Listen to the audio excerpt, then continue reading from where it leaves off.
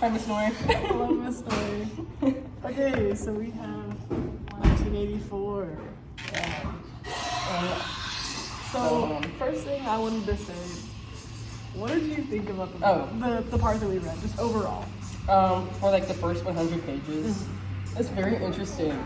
I don't think I've ever read a more interesting but boring book in my whole entire life. Like, I don't know how to explain it. It was like some parts were so boring and other parts were really interesting. Yeah, I personally, I just found it scary. Like, a lot of it was just like, what the heck? It's part of the book, so we have to talk about it. But there was a lot of like, I read the back and it did talk about love affairs, but it talked about a lot of like sexual stuff, and not in like bad ways or anything. But I mean, Except for that one time. Except for that one time. But it was very interesting how the way he talked about it. And it was brought up a lot of times. Yeah, I agree. And one of the first things that they talked about in this is the 2 minutes hate, which at first I thought this was like the scariest part of this. Yeah, it was hate. Because this guy, he's like very average. He's not like a mean or angry person. But then he just like sees this girl and he's like, you know, He starts like, freaking out. he starts talking about whatever. He wants to, hold on, let me see if I can do sign language real quick. The girl, and it's like he's not even an angry person, but but the 2 minutes hate brought this out of him, which is so scary to me. So I was telling Aaliyah we're gonna go through like 10 pages and talk about it, and then go through some other 10 pages. So just from looking at there's like a lot in the first page, a lot of information, and I was kind of confused for a lot of stuff. And hold on, let me see. I gotta read through my first pages. So like a lot of them being like the ministry of like truth. There's a lot of ironic stuff in here. Yes, like the phrases, war is peace, freedom is slavery, ignorance is strength. That's an insane model. It is, and the fact that like when you're just reading the four ministries, like ministry of truth, ministry of peace, ministry of love, ministry of plenty. And which one was the scariest? I think ministry of love. Ministry of love was the scariest. Yeah. So if that's not backwards, I don't know what is. There's no windows at all in it.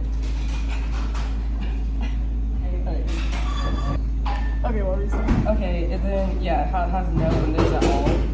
And then it talks about like it has a little star on the very bottom, newspeak. At first I was like, what the heck is that? Yeah. And then it just talks about how it's just like a very broken down language. Like they're so lazy about stuff. And later on when he talks to that one guy when he's eating, and he's just like, oh, we're just destroying words. It's like the most amazing thing. Yes. The conversation with Simon is genuinely the scariest thing I've ever heard. I really wanted to talk about that because, okay. Or do you want to wait till we get there? Yes, we'll wait. Okay. And then it talks about victory gin. Oh my god. That's so gross. Yeah, disgusting. Very slimy, like smelly, slickly oil smell. They're clearly not doing well as a society. And there's a lot of propaganda.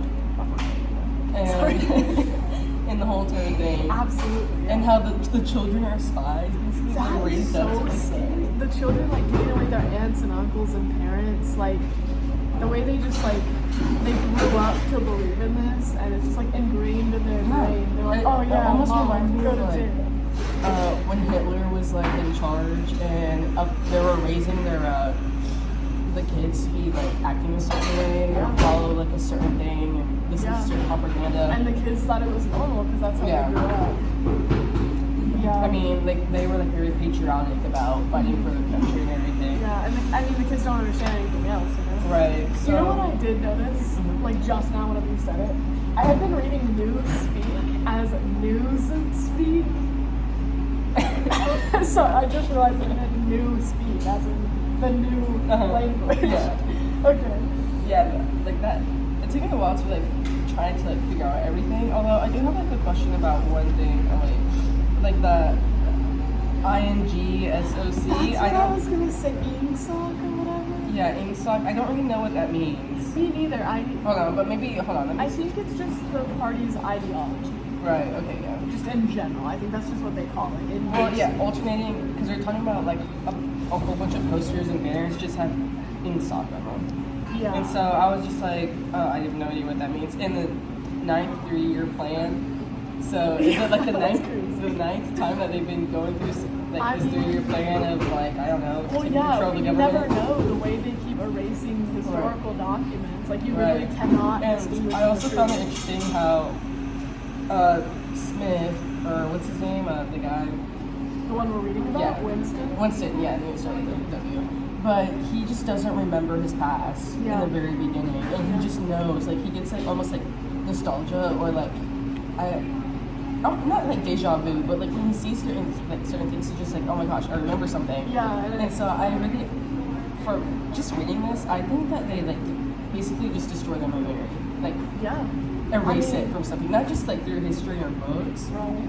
but just like they're so demoralized basically that they don't recognize their surroundings at all. Yeah, And I they mean, yeah. Especially with like the whole double think thing. Right. I wasn't totally clear on that, but I think it's just like basically conditioned, like brainwashed. Right, like you can't think to yourself. Right. You can't, like that's scary. Just like total brainwashing. It's crazy. Yeah, and even when he's writing, he's saying, "I know I'm gonna be like the He's like the picking thinking, up. yeah, the he said thinking something like police." picking up the pen is death in itself. Right, I like don't the know, like, when the thought police are gonna get after him. Yes. So he kind of like he knew that Yeah. there was like it's very risky when you're just doing stuff by yourself and you start thinking too much. It's almost Yeah. like this government doesn't want you to think for yourself. It just wants you to follow orders. Right.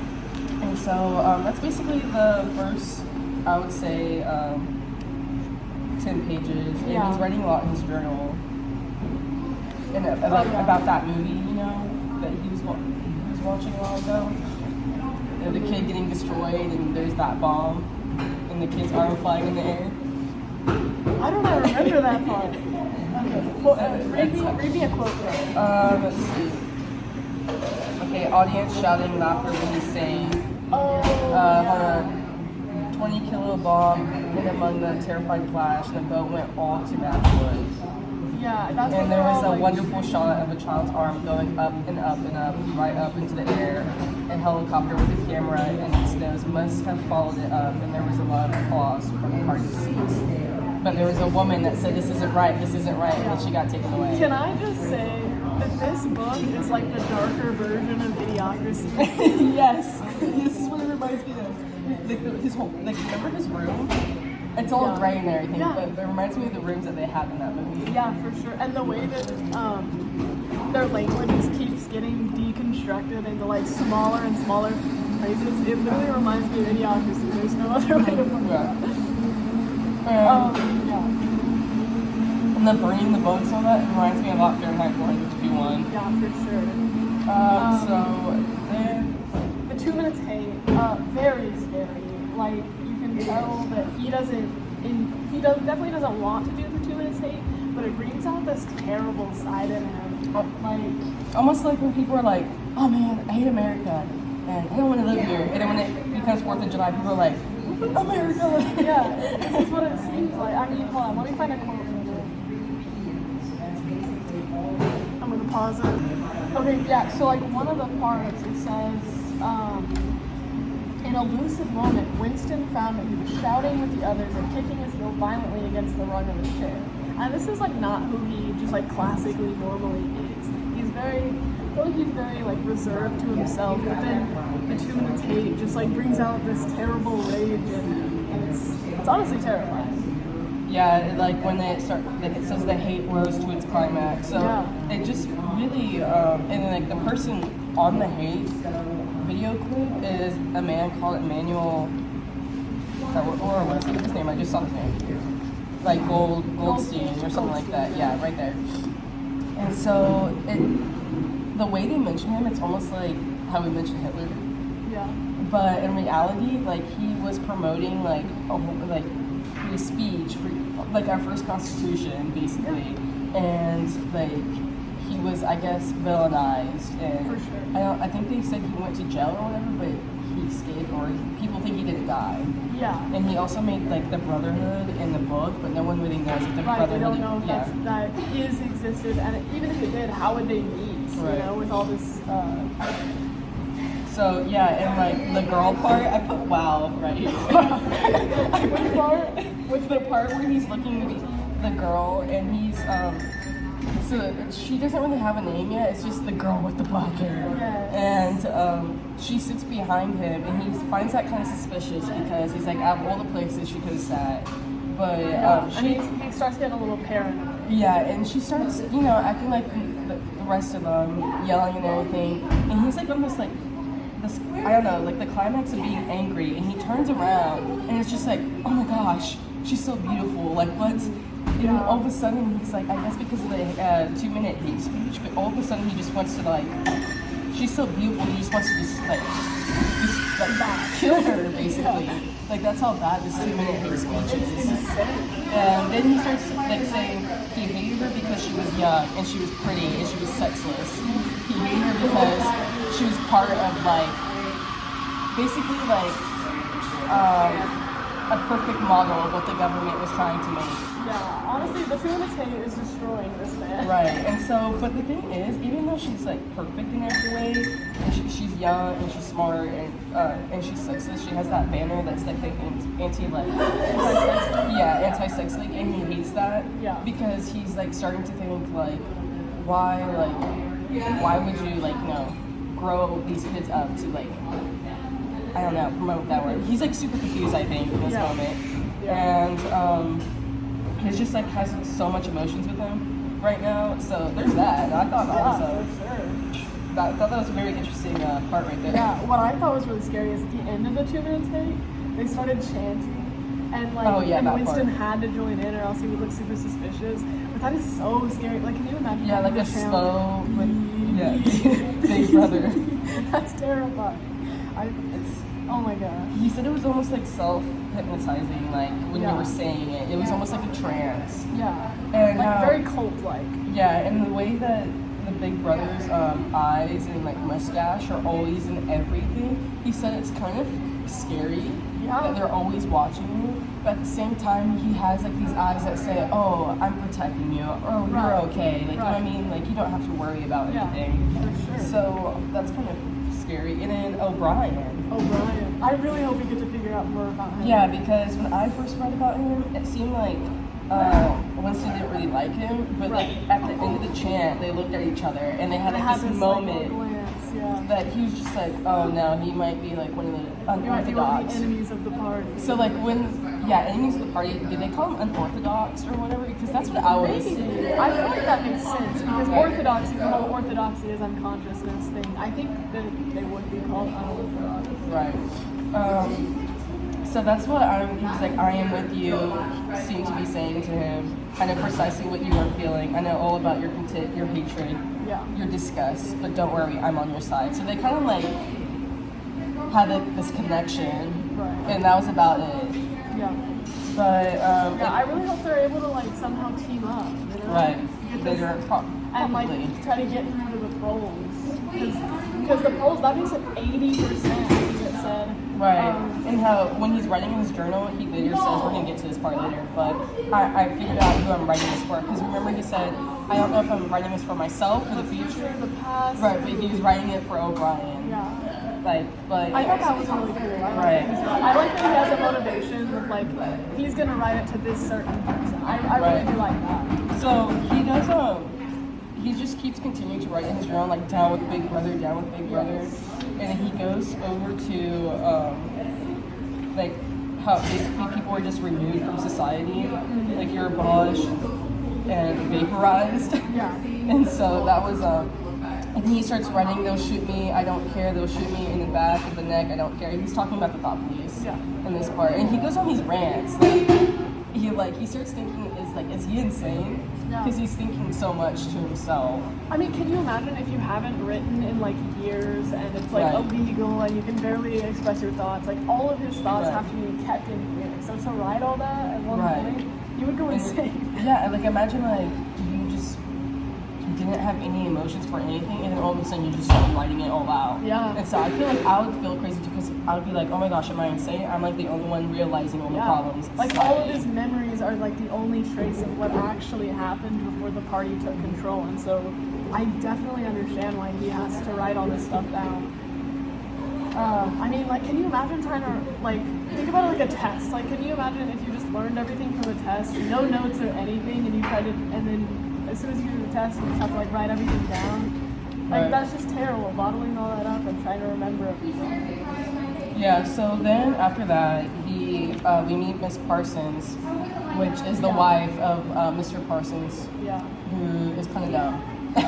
Is like really dumb. Like doesn't Very know doesn't know what he's doing or For anything. sure. And Miss Parsons is kind of like, I see her as like a very weak, I don't know, feeble like woman. Like she doesn't Very really, anxious. yeah, she's very like I don't know how to explain it, but she like when Winston looked at her, even though she wasn't doing anything, he was kind of like, oh, she's gonna get like vaporized or whatever. I know, I really by her like- children. I think it's so interesting the way he can tell who will get that vaporized and who won't. Yeah. You know? Like there's just a certain quality. He said in there's like a certain quality about it that you can't put his finger They on. think too much. Yeah. Is when they're like, Yeah. so for, what's his name? I want to Sign. Yeah, Yeah. Sign. He's too smart. He Yes. just thinks about it too much. And like he's totally like blindly following Ingsoc or whatever their philosophy is, but he's too smart for his own good. Mm-hmm. So even though he's like one of the strongest soldiers, he's always gonna think, he's even working on the news feed, he's still gonna get vaporized because of his intelligence. Right. Because the moment he realizes that maybe this isn't okay, he could do something about it. Right. And so, just the apartment of Miss Parsons and Mr. Parsons really grossed me out. The way it smelled like cabbage. And like they're pulling the hair out of the clock. Oh yeah. Like that was kind of gross. Well, she has two insane children. And then it's just really dirty and everything, and how the children. I'm sorry, the children are monsters. Oh my god, yeah, and there's nothing she can do about it either. Yeah, so they call him. Oh my gosh, let me see if I can find him again. Yeah, what page? So this is 20 through 30, and That was a little fun. they call it child heroes. Yes! Uh-huh. Child heroes. And they That's wear insane. like the same outfits. Like I guess it was like a Like the blue gray short, I think it's blue shorts. blue shorts, Gray shirt, shirt, red something. like necktie or Red something. red something. Yeah, and they all have the same uniform. They all go to the same school, and it's very interesting. Yeah. I was kind of scared of these little children. Like, Yeah, not me gonna lie. too. The way they were like chanting around Winston, that must have been that would have been so uncomfortable. Like, Right. can you imagine these little kids were like completely devoted wholeheartedly to the party, and they're Right. like, ah. Yeah, and then later we hear about how the daughter like followed somebody, Yeah. and basically, he was wearing strange shoes. He had to be a foreigner. That's crazy. I know. They got this guy killed for wearing a pair of Nikes. Like, It's very interesting. these children are terrifying. And Yeah, okay, and- there's one part in the book where he makes up this character, like Ogilvy or Ogilvy, something like that, and he says that he joined the Spies at 6, which is only a year earlier than you can actually join the Spies. You're telling me 7-year-olds can just join this group of spies? That's insane. They're not. I feel like it's kids a- aren't that smart. I know, but I feel like it's also like the government's minions. You know what I mean? Yeah. Children are very easy to like It's manipulative. manipulate, and he does talk about how you would think they would rebel a lot, Yeah. and how you would think they just go against the system, but they don't. Right, they're not teenagers, they're children. Yeah, they're children, basically. Yeah. Teens you can get to rebel. Yeah, but by Kids- then they're already sent to war. Exactly. So, they're already completely devoted by So yeah, and like children can hear stuff. Children can can observe their parents or the people. So I feel children are dumb. Children yes. have like heightened senses. Yes. They can see color. But that's better, also they can kinda hear smart. better. So Yeah. that's Okay, let's see. Oh yeah, he does talk about like the how everything has Big Brother on there. Yeah. So like the cents or the coins, the books, the banners, the posters, like Yes. everything. And You know what was really concerning to me? Hold on, let me go to page 33. So, It was saying somewhere on pause. Okay, I found it. It says, even the names of, everything had been different then. Even the names of countries and their shapes on the map have been different.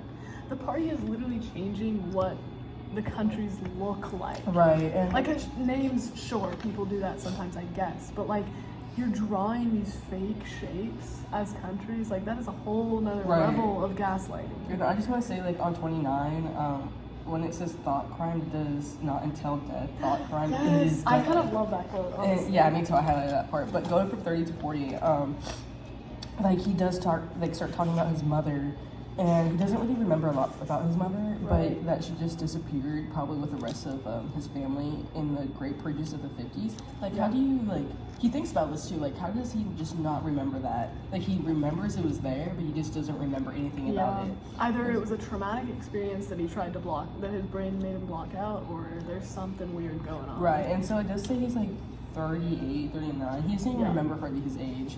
Yeah, because the years are so, like, vague. Like, he doesn't even know if it's actually 1984. Right, and so... It could be 1986 for all they know. Right. So, I mean, he, like, in the very beginning, he doesn't really know. And then later, he starts adding up the dates. He starts remembering. Yeah, starts remembering. But he just talks about how, like, oh, his mother was just... It had been tragic and sorrowful in a way that was no longer possible. Tragedy, he perceived, belonged to the ancient times, to a time when there were still privacy, love, and friendship, and when the members of the family stood by one another without needing to know the reason. Yeah. So he's talking about how, like, oh, that was, like, way back then. Like, when you actually could show emotions. When you could be loyal about to your family. That's insane. Like, you could, like, love your children. And you could love and be loyal to your family, and no one would ask questions about it. He had this feeling that his mother and his sisters sacrificed their life to save his. And right now, like, he was thinking, like, right now, presently, people would not do that. No, absolutely not. So, I mean, that, like, obviously, 7-year-olds are turning in their uncles and aunts. Yeah. So apparently family doesn't mean anything anymore. Right. Oh, and this dream he had after that, like... Yes, the dream. Why don't you read a quote from that? So in his dream, after he starts dreaming about his mother, he starts dreaming that he's in the countryside. And he recognizes his countryside, and he is in London, so we're thinking, like, you know, the British countryside or whatever. And he starts going to this creek, and he remembers this place, not because he doesn't know if he's been there before or if he just keeps dreaming about it, but he starts seeing the girl with the dark hair, and they're both adults, but she's like 28, and he's like 39. 10 years difference, but like... It's really not that Yeah, it's not that bad. But... like, she just shows up and he starts talking about her body, not that much, but how her body's just really white and smooth, and she just starts, like, flinging her clothes off. Yeah. And it wasn't the part, like, he said he didn't desire her at all. Right, which, like, that's cool. He wasn't looking at her body at all, basically. He was seeing it as, like, a symbol of, like, getting rid of the... Yeah, how she was just very rebellious. Anti-flag. And I feel like he was so confused by her, like, how he looks at her, and she's like, oh, the perfect image, right? Like, he can't get a read. Right, but in reality, she, like, in his dream, she just starts being, like, really rebellious and just starts throwing her clothes off a certain way, and he found that very, like, interesting. Yeah. And so that was, I think, at the very end where he just woke up and said, after that dream, Shakespeare on his lips. Yeah. that was very, like, I underlined that, but I was just like, like, I don't understand that as well. Like, was it because Shakespeare was very, like, I don't know. I don't know. I have no idea. He just said Shakespeare at the end of Yeah, well, I don't even think he knows, because, I don't know. I feel like he probably hasn't read an actual Shakespeare book, you know, with the way they keep changing stuff. I feel like the stories have completely changed at this point. Right. And then he goes on to the physical jerks, which is basically an exercising routine. I don't know if they do it every morning. I was gonna say, I love the the coach for that. She's awesome. She reminds me of, like, those 80s workout videos. You know what I'm talking about? Yeah, I do. The jazzercise. So, yeah, and they do it by their age group. So 30 to 40 group, take your places, please. And at first I thought this was just this is on the TV, the telescreen. Right. And I thought this was just a recorded video, but I think she could actually see. Oh, yeah. She could see their workouts, and that's kind of creepy. I mean, like, it's fine if we could do that too with the Zoom call or whatever. But when with it's the telescreen, they can just peek in whenever. Right. Like, when you have to wake up and have to do these workouts. And throughout this whole entire time, he's just thinking about a whole bunch of stuff, like you said, the different countries in Europe, and he was just like, oh my gosh, I know we weren't at war with this person, Yeah. but they said But they we were. said that they've always been in war with Or Eurasia. we were in peace with. They're at peace with somebody. Yeah. But in reality, he said, "Oh my gosh, it must have been only 4 years ago we're at war with them." So he starts realizing that basically his government, the Big Brothers or whatever, are filling in a whole bunch of propaganda. Yeah, for sure. And how he doesn't even know what England is called. He's like England, Britain. Oh no, Yeah. I'm sure it was called London, but it's called Airstrip 1. So Yeah, that's crazy. it's very Okay. yeah, it's very crazy. Yeah. Let's see. I'm like still reading on from like 35 and onwards. So Okay. The memory holes. I thought just the concept of a memory hole is very interesting. Like, why would they call it that? You know, because Right. it's really they're just like burning it. They're just throwing it all away, which kind of may symbolize to me. It sounds like it's symbolizing what they're doing with their actual memories. Right, The way they're so- conditioning their brains to think differently, and so they're like throwing their memories into a memory hole. Right, so like to go with that on page 35, it does say if old records told the same tale, then the lie passed into history and became truth. Who controls the past when the party slogan controls the future? Yeah. Who controls the present controls the past. Yeah. And it's funny how the government is saying that to them. So I feel like a lot of things like the government like hides, but also like kind of like shows them into their face. But they know that the public won't do anything about it. Right. So I find that like really interesting. And it's, recovering your own memory is called reality control, and they call it double think. Yeah. Double think. Dude. Yeah. So they kind of like shorten their language so much that instead of just saying like being conscious, they call it double think. Yeah. Or I don't know, thinking or something What was like that. really weird to me and really quite scary was the way Simon was talking about how there won't even need to be any self-control about disagreeing with the party because there won't be any words to explain their situation. The only words the only words they have won't be able to explain what they're experiencing, which is oppression. Right. It's very Oh my god, the double plus good. Oh good. Dude. it's very like I They're don't like know. taking away a need for a thesaurus. Right. What do you mean ungood? What do you mean double plus good? Oh my god, this drink is so double plus good. That is so stupid. This is what I mean by idiocracy. Like the way that they were like, Yeah. you know in the movie when they were Yeah, like calling they were him the just- F slur because he talked too fancy. That's what it's making me think of. Right. Their It's- language is devolving.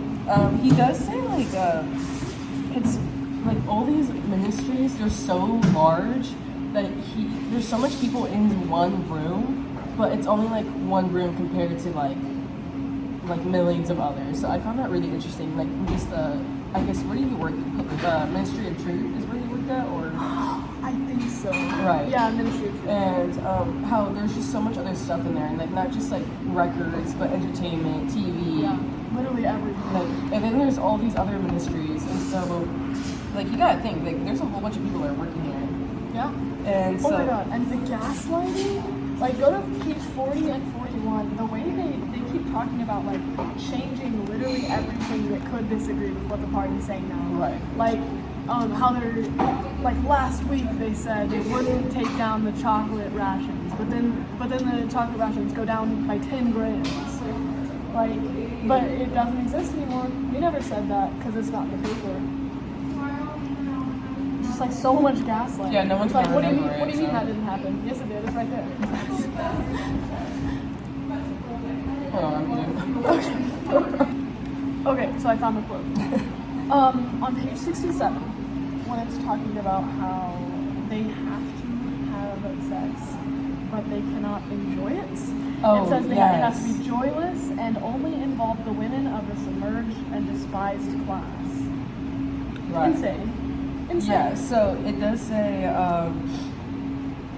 you, like, if you work for the ministries, you can't just marry whoever. You have to, like, go through this, like, process where people are like, okay, yeah, they can get married. Yeah. And the thing is, it says you need But they can't be attracted to each other. yeah, permission was always refused if the couple concerned gave the impression of being physically attracted to one another. Yeah. The only recognized purpose of marriage was to beget children for the surface of the party.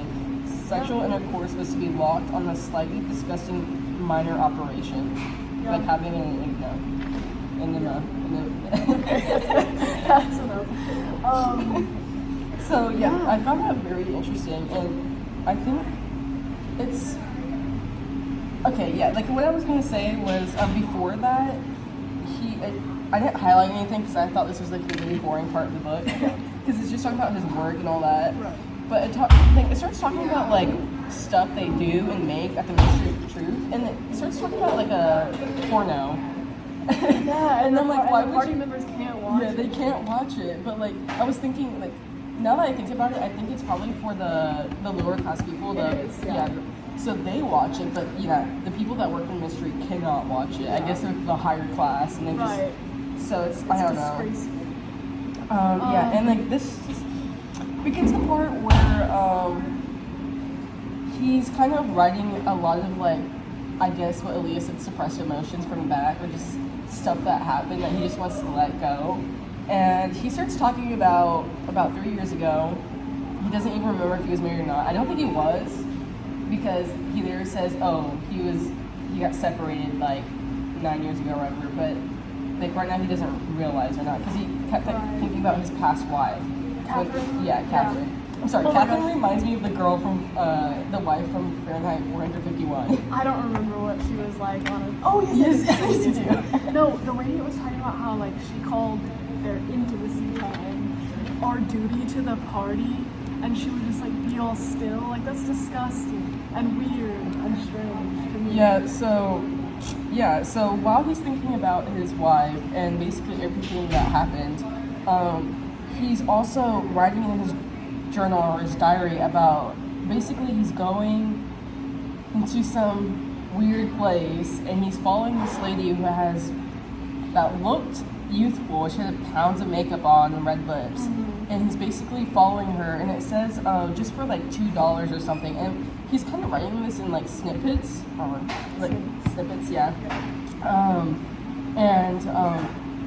just she's basically said, for $2, blah blah blah blah blah blah, and it cuts off. Yeah. And then later he just keeps talking about his wife, and like Aaliyah said, his wife was very dumb.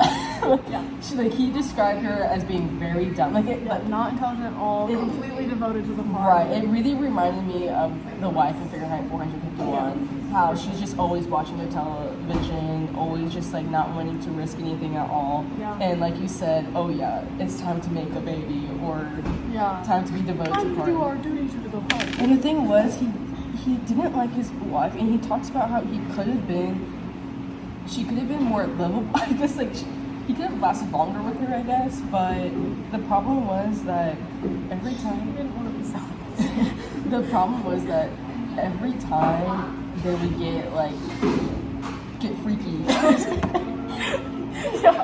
Even though there was no freak going on. She was kind of like just stiff. No emotion. And like even because though you can't. You straight up can't have emotion. Right. Or else like you get in trouble for you. Yeah, that's kind of crazy though. And like how she it talks about, I gotta find it again. I don't know if I can, but hold on. I don't know if I highlighted it or not, but he basically starts talking about how when he was having intercourse with her, she would almost like push him away. Yeah. Like she was so stiff, so kind of like her eyes were like in fear or something. Like she was so scared of like, I guess like showing anything. And how even though they would like embrace each other, she was just almost like pushing him away. Yeah. And I found that really weird. And he almost like got crazy over it because he thought, I cannot do this any longer. He felt almost like really embarrassed. Yeah. And she kept saying that they had it. Yes. I can't, oh my gosh, I have to find the quote. But I don't know which thing it was on. Right. But she was talking about how she really had to try to have a baby, but it just was not working out, so we had to separate. So how it was just, I don't know, somewhere on here he just starts talking about how it was so embarrassing to just be involved in something like that, because he probably thought it wasn't human. It just wasn't right, just to have intercourse with a stick. Basically somebody who's so stiff. Yeah, because it's like she was barely alive, and super weird for him, I'm sure. Yeah, Catherine's white body frozen forever Yeah, by that's the gotta power be of the so party. awkward. I gotta highlight that so I don't forget about it. It was, yeah, that's crazy. I feel like, Yeah. Before we have to wrap it up soon, but I wanted to point out the quote, "If there is hope, it lies in the proles," which I really like that quote because these people, they aren't as oppressed as the higher up people, but they've got to know something's going on, you know? right. Because 80% of the population is just proles, and so really if they actually like woke up, it was saying, they could do something about it. They could make a change, but the government isn't.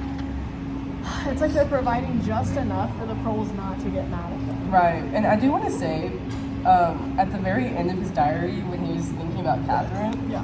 he basically was doing getting involved with a prostitute because he thought, oh my gosh, it's gonna be like a rebellion, like I'm gonna rebel against the system. Yeah. And he was in this disgusting lit room, and he finally like turned up the lamp, I guess, or turned it on, and it was this old lady. This old lady, and he still did it. And she had no teeth.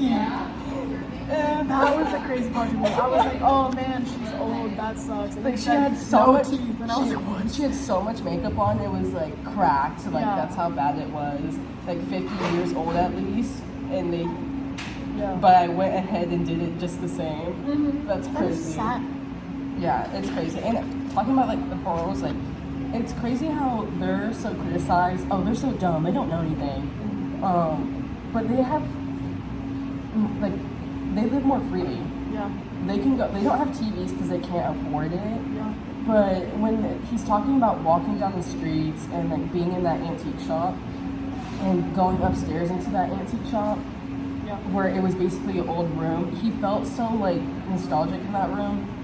And just like I was just thinking about it, how his room is really described as everything's gray. He doesn't hardly have any clothes. Right. He has just the TV, like a simple kitchen, and even the bottle for Victory Gin is like this very simple bottle. Like Slimy, disgusting. yeah, like body. everything is just basically black and white, gray. And when he's talking, like going through the streets, and even though they're really dirty and there's a lot of people around, it almost feels more alive Yeah. than where Absolutely. he I lives. mean, Like, they go to a pub and the place is hopping. yeah. Like everything's more lively. It's okay that they only have And leaders. and then in the antique shop, he buys basically a crystal, little crystal ball that you like.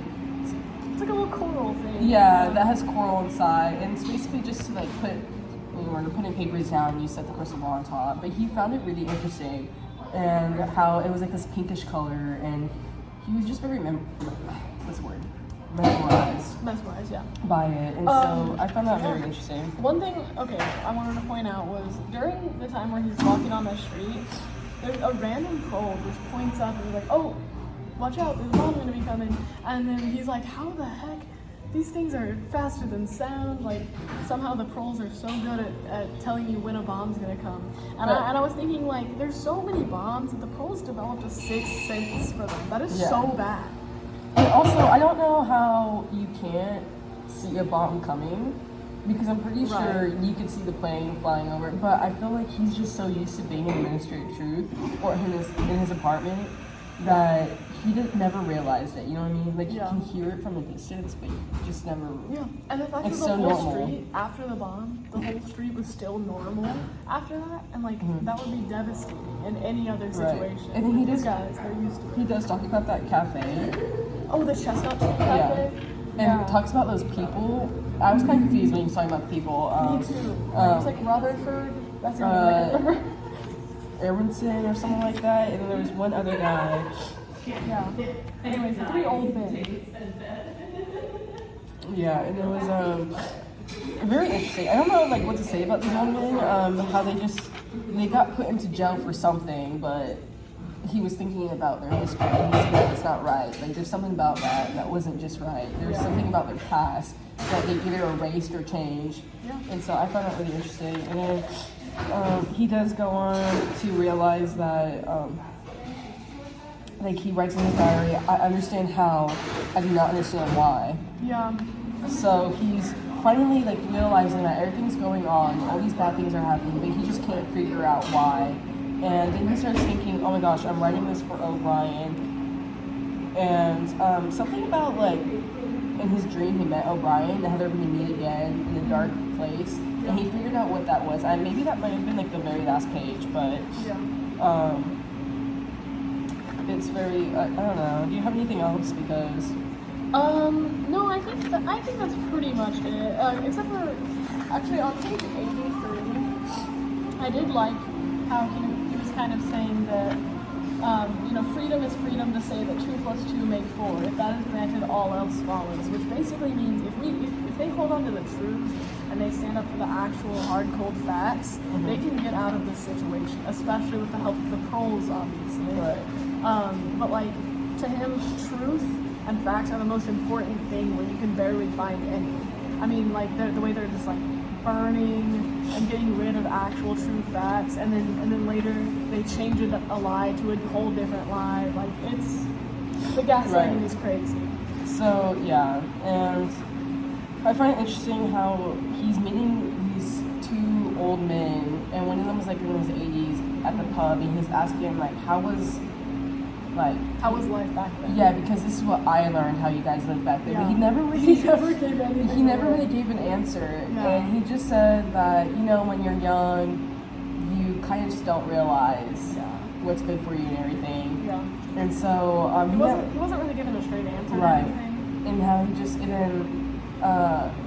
Smith was just like, well, he's dumb because like all they talk about is how different arguments they had with friends and different events that happened, but in reality, that's just life. Yeah. He's just I get how older generation just talks about life, Yeah.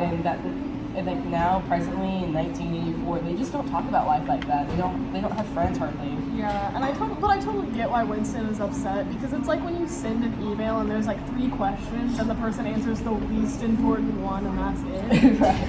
And it's like, really? Yeah, and then he does meet that guy who owns the antique shop, and he thought he was never going to go back to this antique shop because this is where he found the book, and then in a different shop he found the ink and pen. But he thought, oh, I'm never going to come here again. But he eventually did just go inside because he thought it was suspicious. And he was like, I could just say I'm buying razor blades. Yeah. At this antique shop.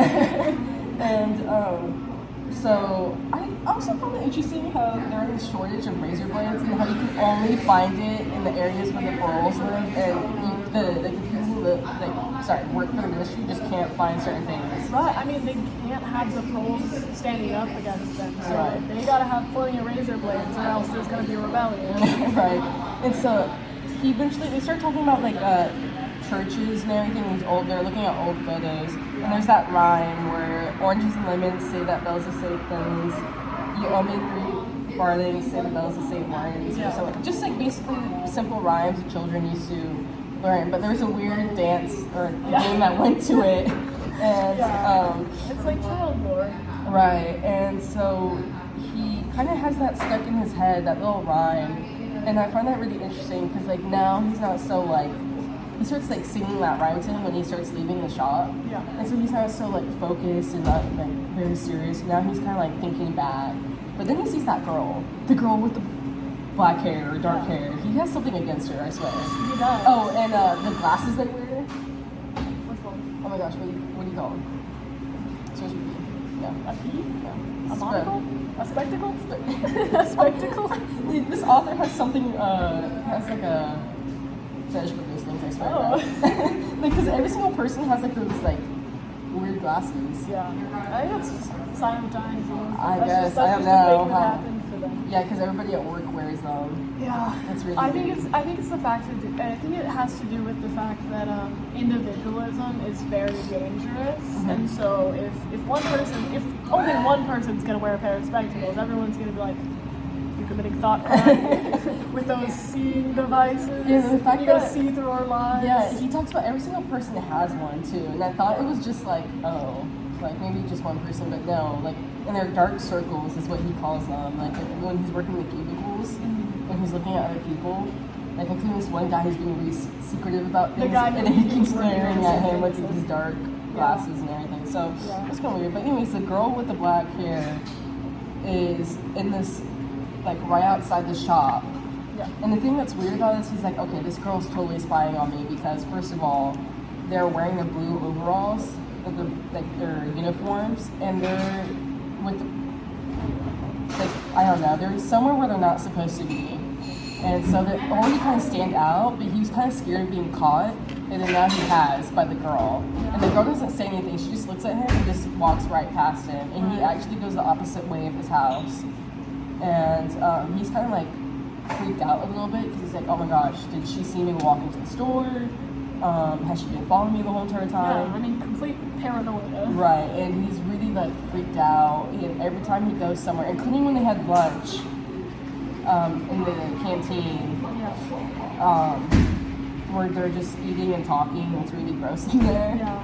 And how he's talking about like this guy who's like higher ranking or something. He's talking to this girl, and he never realized when that girl finally turned around, it was She the, was it was staring the, at him. yeah, it was the girl with the black hair. And Yeah. so like basically everywhere he goes, she's always somewhere, and then she never says anything to him. Yeah, so I can't tell if she's gonna just be like trying to look for thought criminals and trying to like see it how Right. he is, or if she's an enemy of the party looking for other members. Right, and she's just trying to blend in. Yeah.